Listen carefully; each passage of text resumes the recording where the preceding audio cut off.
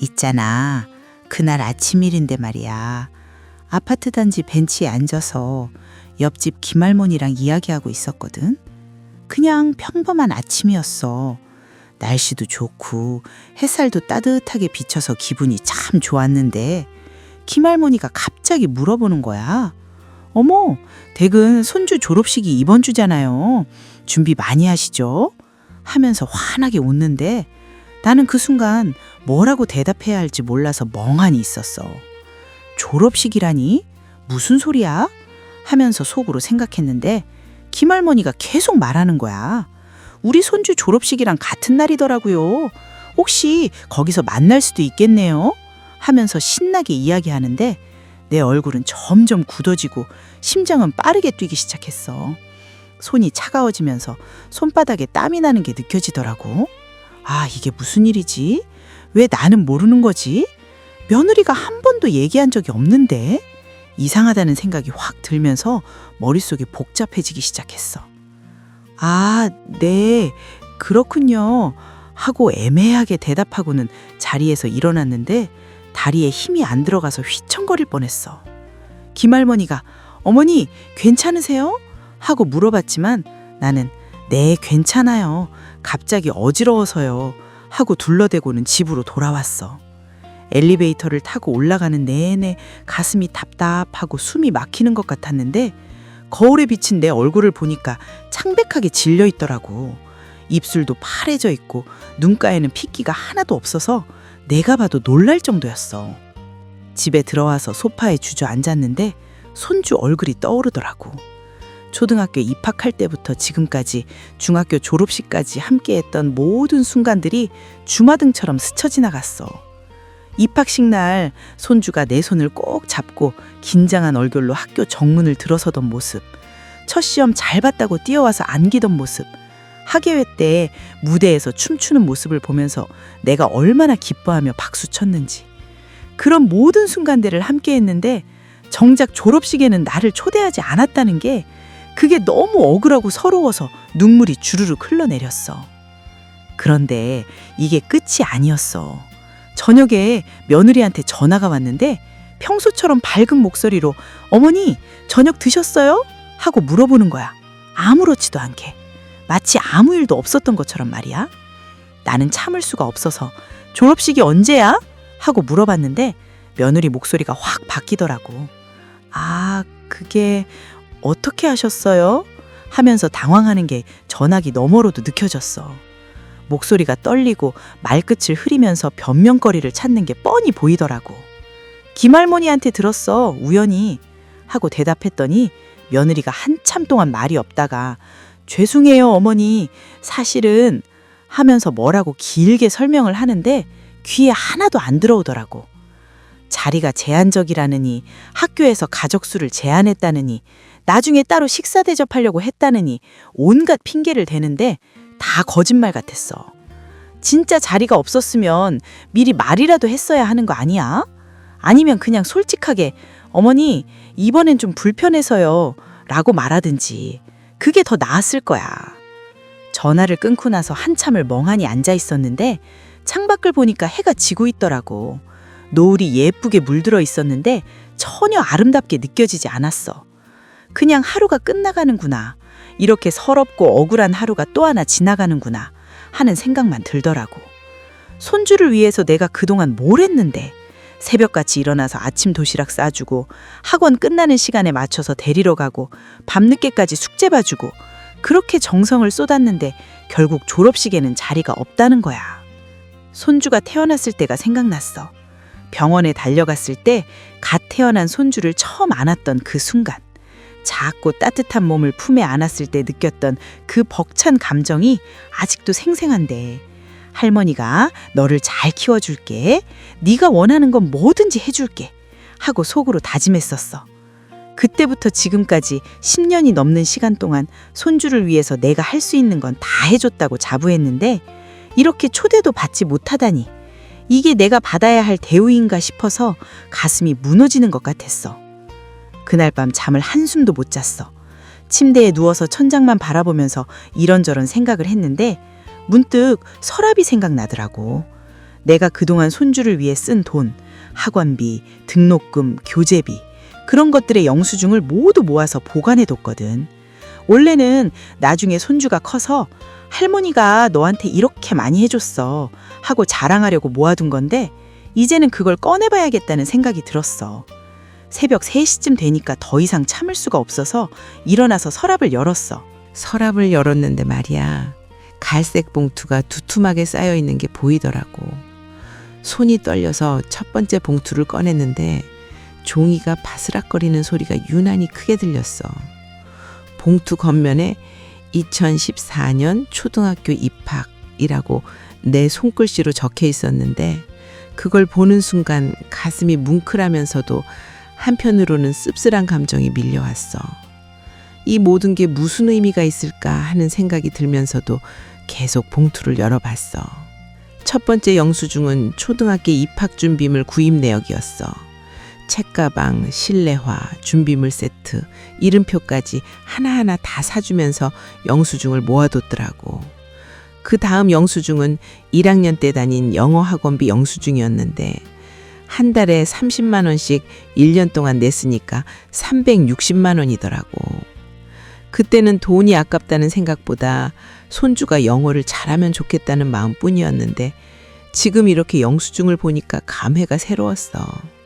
손주가 처음 영어 단어를 읽었을 때 내가 얼마나 기뻐했는지. 할머니 나 애플 알아 하면서 자랑하던 모습이 눈에 선한데 그런 기억들이 하나하나 떠오르면서 눈물이 또 나려고 해서 꾹 참았어. 두 번째 봉투를 열었는데 이건 2015년부터 2017년까지 3년치였어. 수학 학원비, 태권도 학원비, 피아노 학원비 영수증이 빼곡하게 들어있더라고. 한 달에 학원비만 해도 100만 원이 넘게 나갔는데 나는 그걸 묵묵히 냈어. 며느리가 어머니 학원비가 좀 부담스러워요 하고 말할 때마다 괜찮아 내가 낼게.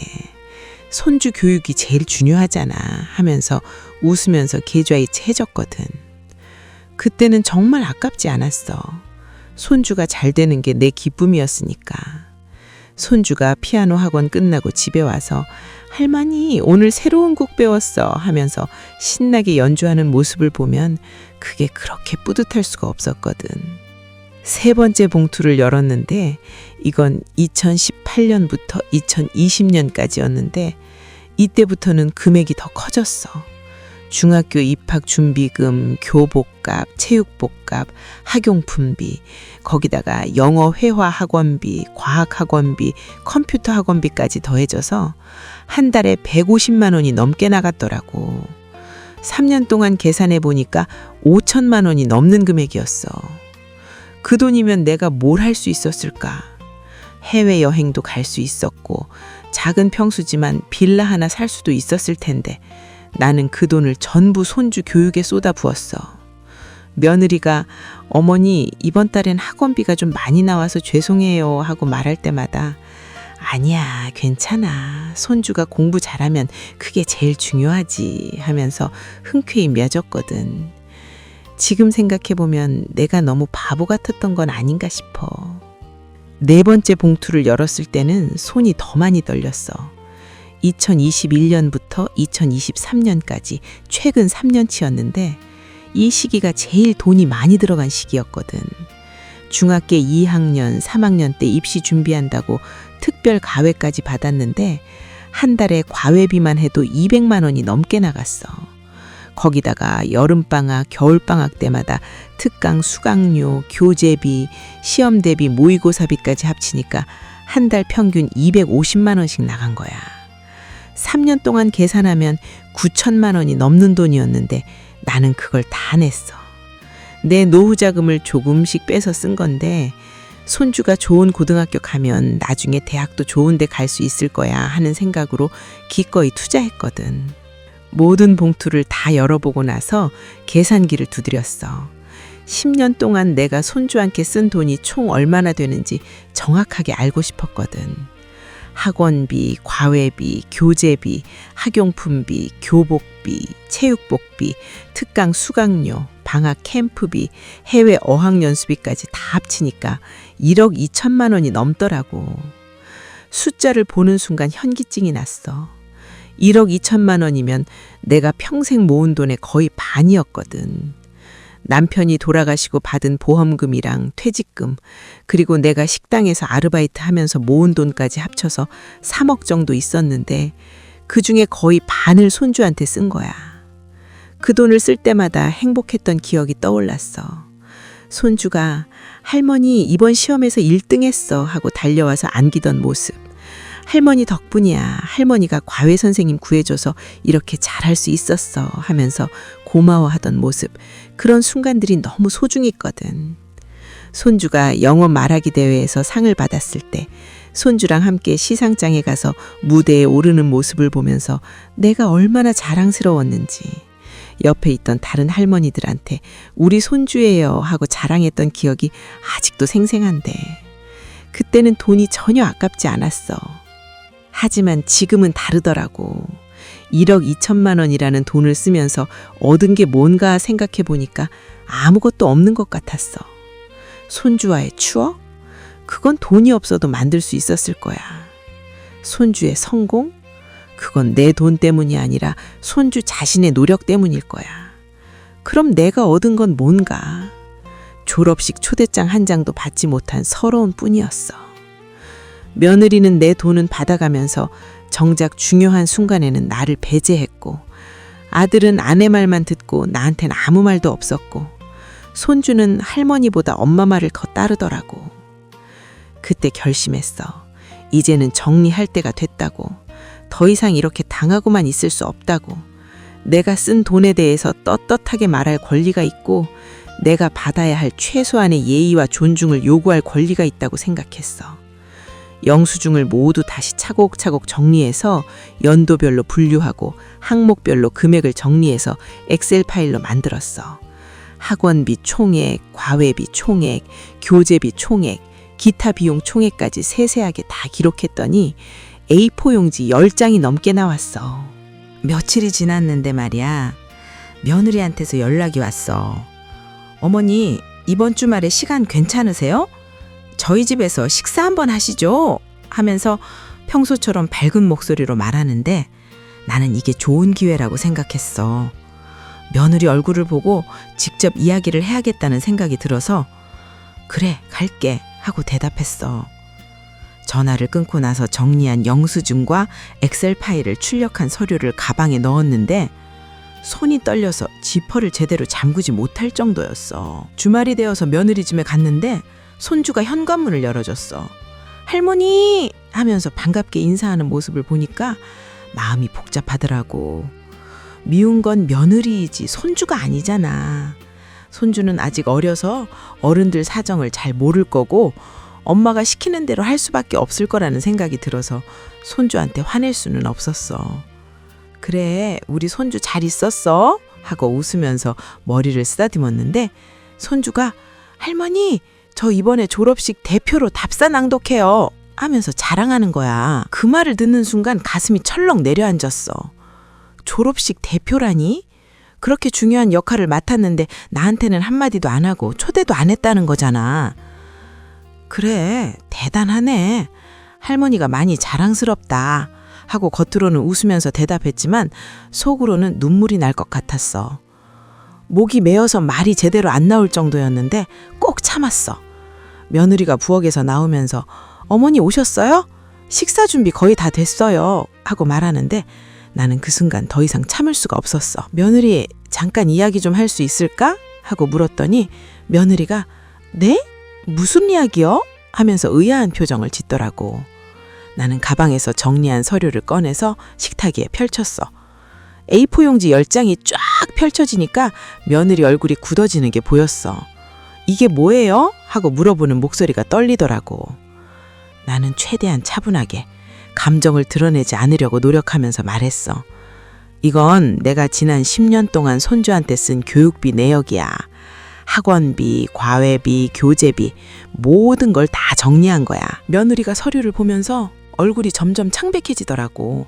손으로 종이를 넘기면서 금액을 확인하는데 손이 떨려서 종이가 바스락거리는 소리가 나더라. 총액이 1억 2천만 원이야.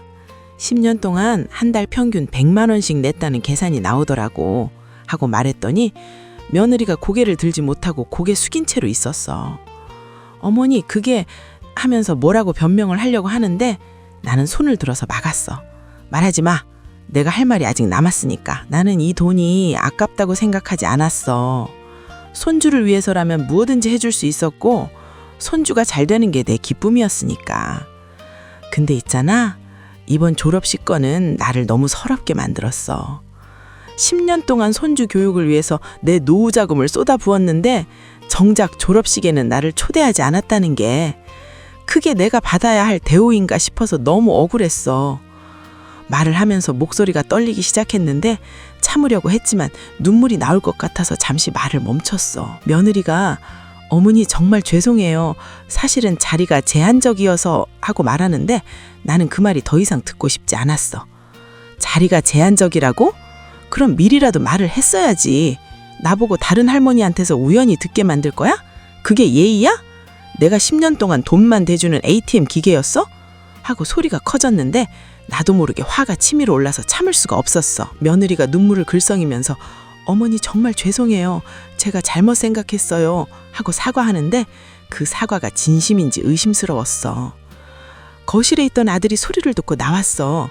엄마, 무슨 일이에요? 하고 물어보면서 상황을 파악하려고 하더라고. 나는 아들한테 너도 봐. 이게 내가 10년 동안 손주한테 쓴 돈이야.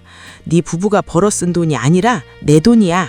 하고 말했더니 아들이 서류를 보면서 입을 다물지 못하더라고. 엄마, 이렇게 많이 쓰셨어요? 하고 놀라는데 나는 씁쓸하게 웃으면서 그래, 이렇게 많이 썼지. 근데 졸업식에는 자리가 없대. 하고 말했어. 손주가 자기 방에서 나와서 우리 쪽을 보고 있는 게 보였어. 어른들이 싸우는 모습을 보면서 무서워하는 것 같더라고. 나는 손주한테 화낼 마음이 전혀 없었기 때문에 손주야 괜찮아. 할머니가 엄마랑 이야기 좀 하는 거야. 하고 안심시켰어. 손주가 조심스럽게 다가와서 할머니, 제가 졸업식에 할머니 초대할게요. 제가 엄마한테 말할게요. 하고 말하는 순간 눈물이 또 나올 것 같았어. 손주는 착한데 어른들이 문제구나 하는 생각이 들었어. 집에 돌아와서 한참을 생각했어. 며느리한테 화를 내긴 했지만 그게 해결책은 아니라는 걸 알았거든. 화를 내고 서류를 보여준다고 해서 관계가 좋아지는 건 아니고 오히려 더 나빠질 수도 있다는 생각이 들었어. 나는 복수를 하고 싶은 게 아니라 앞으로 어떻게 관계를 유지할 것인가에 대한 규칙을 세우고 싶었어. 돈으로 사랑을 통제하고 싶지는 않지만 최소한의 예의와 존중은 받아야 한다고 생각했거든. 며칠 후에 며느리한테서 다시 전화가 왔어. 어머니, 지난번에 정말 죄송했어요. 제가 생각이 짧았어요. 하면서 진심으로 사과하는 것 같더라고. 목소리가 울먹이면서 어머니가 그동안 저희한테 얼마나 많이 해주셨는지 알아요. 정말 감사하게 생각하고 있어요. 졸업식 거는 제가 정말 잘못 판단한 거예요. 하고 말하는데 그 말을 듣고 조금 마음이 누그러졌어. 며느리, 나는 네가 고의로 그런 건 아니라고 믿고 싶어. 다만 앞으로는 이런 일이 없었으면 좋겠어. 하고 대답했어. 그래서 내가 제안을 하나 하려고 해. 앞으로 우리 관계를 어떻게 유지할 것인지에 대해서 명확하게 규칙을 정하면 어떨까 하고 물었더니 며느리가 네 어머니 말씀하세요 하면서 듣겠다는 자세를 보였어. 나는 며칠 동안 생각한 걸 차근차근 말했어. 첫째, 앞으로 교육비 지원은 하지 않을 거야. 손주가 고등학교에 가고 대학교에 가더라도 너희 부부가 알아서 해. 나는 이제 내 노후를 준비해야 할 나이니까 하고 말했더니 며느리가 잠시 침묵하다가 네 어머니 알겠어요 하고 대답했어. 둘째, 중요한 행세나 가정 모임이 있을 때는 미리 나한테 알려줘. 초대할 거면 초대하고 초대하지 않을 거면 그 이유를 솔직하게 말해줘. 나중에 다른 사람한테서 듣게 만들지 말고 하고 말했더니 며느리가 네, 정말 죄송해요. 앞으로는 꼭 미리 말씀드릴게요 하고 약속했어. 셋째, 손주를 만나는 건 계속 하고 싶어. 내가 돈을 안 대준다고 해서 손주를 못 보는 건 아니잖아. 일주일에 한 번은 손주를 만나서 밥도 먹고 이야기도 나누고 싶어 하고 말했더니 며느리가 당연하죠, 어머니. 손주도 할머니 보고 싶어 해요 하고 대답했어. 그렇게 이야기를 나누고 나니까 마음이 조금 가벼워지더라고. 완벽한 해결책은 아니지만 적어도 앞으로 어떻게 지낼 것인지에 대한 방향은 잡힌 것 같았어. 며느리가 어머니 졸업식에는 꼭 오세요. 제가 학교에 이야기해서 자리를 하나 더 만들었어요 하고 말하는데 그 말을 듣고 고민이 되더라고. 가야 하나 말아야 하나. 이미 상처받은 마음이 가라앉지 않았는데 졸업식에 가서 또 불편한 기색을 느끼고 싶지 않았거든. 졸업식 전날 밤 또 잠을 못 잤어. 손주 얼굴이 계속 떠올랐거든. 손주가 처음 학교에 입학했을 때 교복 입고 가방 메고 현관문을 나서던 모습.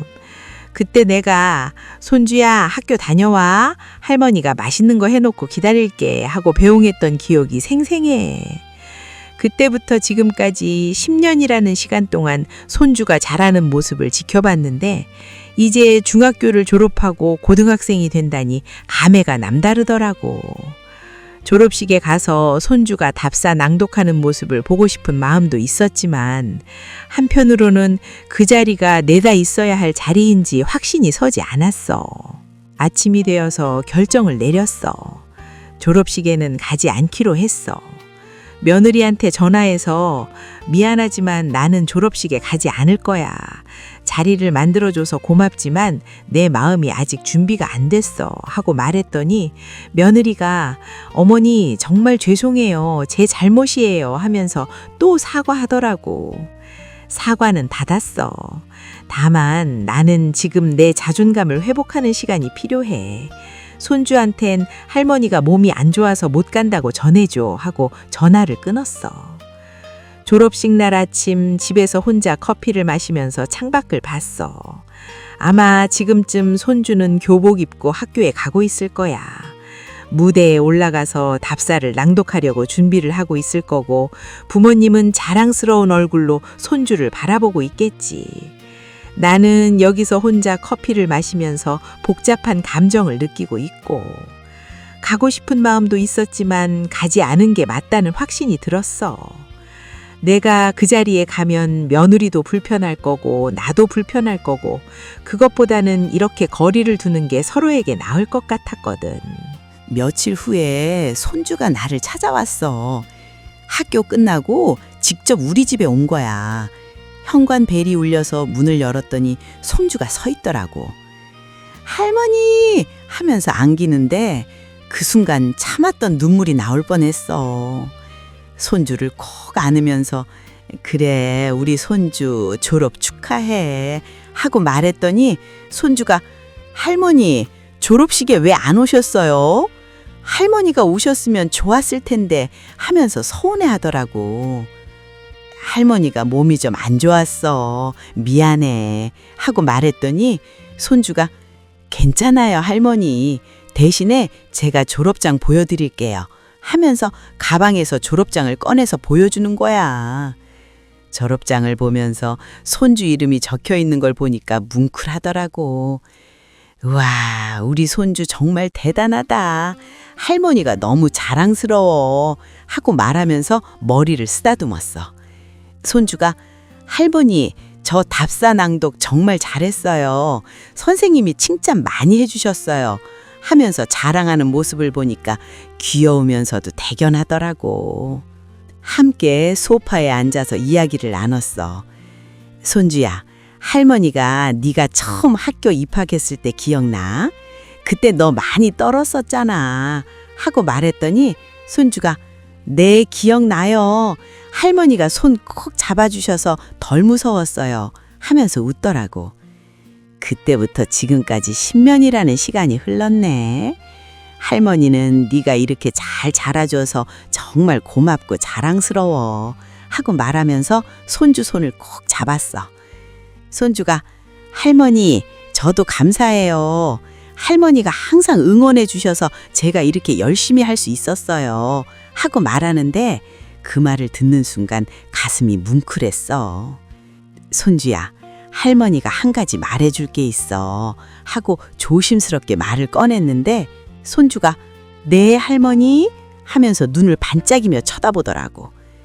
앞으로 할머니가 학원비나 과외비를 지원하지 못할 것 같아. 할머니도 이제 나이가 들어서 노후 준비를 해야 하거든. 미안해. 하고 말했더니 손주가 괜찮아요, 할머니. 저 이제 고등학생이니까 장학금 받을 수 있을 거예요. 걱정하지 마세요. 하면서 오히려 나를 안심시키더라고. 그 말을 듣고 손주가 정말 많이 컸구나 하는 생각이 들었어. 그래도 할머니는 네가 보고 싶으면 언제든지 찾아올 거야. 일주일에 한 번씩은 만나서 밥도 먹고 이야기도 나누고 싶어. 하고 말했더니 손주가 저도 할머니 보고 싶어요. 자주 올게요. 하면서 활짝 웃는 거야. 그 웃는 얼굴을 보니까 내가 왜 이렇게 마음고생을 했나 싶으면서도 한편으로는 이런 과정이 필요했던 것 같다는 생각이 들었어. 돈으로 관계를 유지하는 게 아니라 진심으로 서로를 아끼는 마음으로 관계를 유지해야 한다는 걸 깨달았거든. 그날 저녁 손주랑 함께 저녁을 먹었어.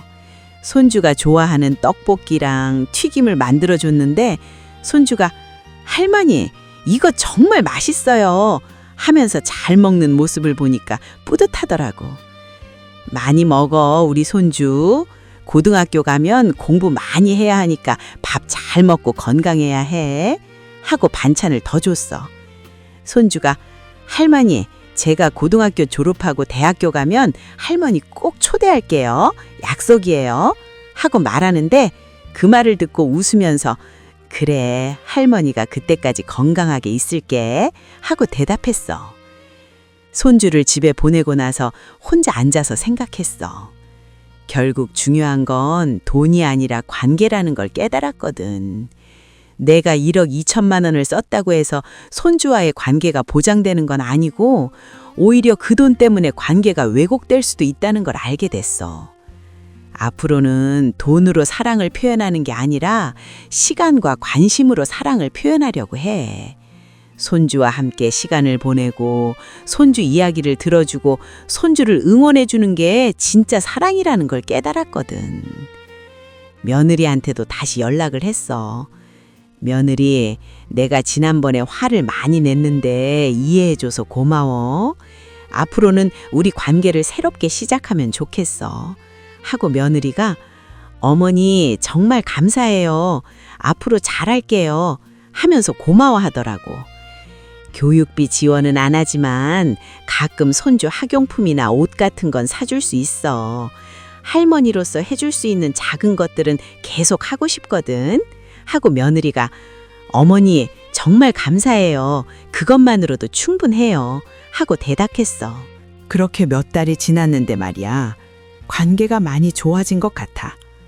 며느리는 이제 중요한 행사가 있을 때마다 미리 나한테 알려주고 손주는 일주일에 한 번씩 나를 찾아와서 학교 이야기를 들려주고 아들도 가끔 전화해서 엄마 건강하세요? 하고 안부를 묻더라고.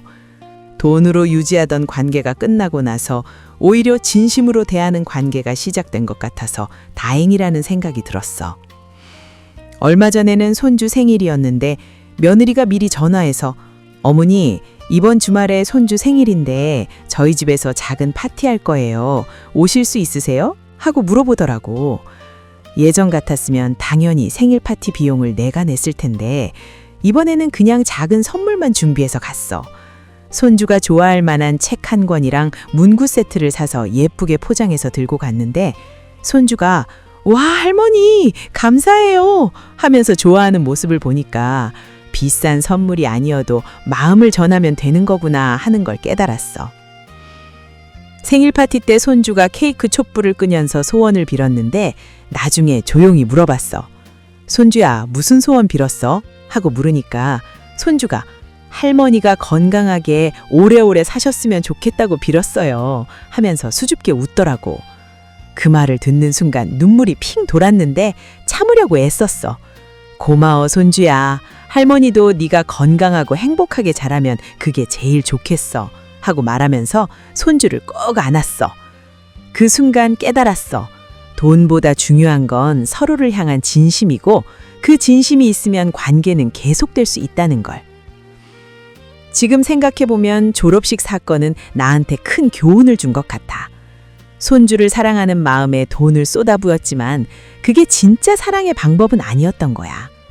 물론 교육비를 지원해 준 건 손주한테 분명 도움이 됐겠지만 그것보다 더 중요한 건 손주와 함께 시간을 보내고 손주 이야기를 들어주고 손주를 응원해 주는 거였어.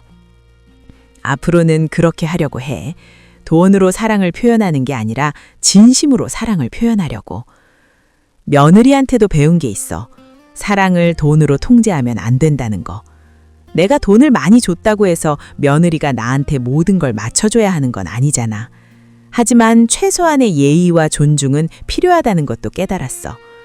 중요한 행사에 초대를 안 할 거면 미리 말을 하던지 이유를 솔직하게 설명하던지 그게 관계를 유지하는 기본이라고 생각해. 그래서 우리는 새로운 규칙을 만들었고 그 규칙을 지키면서 관계를 이어가고 있어. 여러분도 혹시 비슷한 경험이 있으신가요? 손주나 자녀한테 많은 걸 해줬는데 정작 중요한 순간에 소외감을 느끼신 적 있으신가요? 있잖아, 그럴 때는 솔직하게 대화를 나누는 게 제일 중요한 것 같아. 나처럼 혼자 속으로 삭히지 말고 내 감정을 표현하고 앞으로 어떻게 관계를 유지할 것인지 함께 이야기 나눠보세요. 그리고 무엇보다 중요한 건 돈으로 사랑을 측정하지 말고 진심으로 서로를 대하는 거예요. 제 이야기가 여러분한테 조금이라도 도움이 됐으면 좋겠어요. 서류 보관하는 것도 중요하지만 그것보다 더 중요한 건 관계를 소중히 하는 거라는 걸 잊지 마세요. 여러분의 노후 자금도 지키시면서 가족과의 관계도 건강하게 유지하시길 바랍니다. 혹시 이런 이야기들이 더 궁금하시다면 좋아요 한번 눌러주시고 구독도 해주시면 제가 더 많은 이야기 들려드릴게요. 댓글로 여러분의 경험도 나눠주시면 정말 감사하겠어요. 우리 모두 건강하고 행복하게 나이 들어다요. 긴 이야기 들어주셔서 정말 고맙습니다.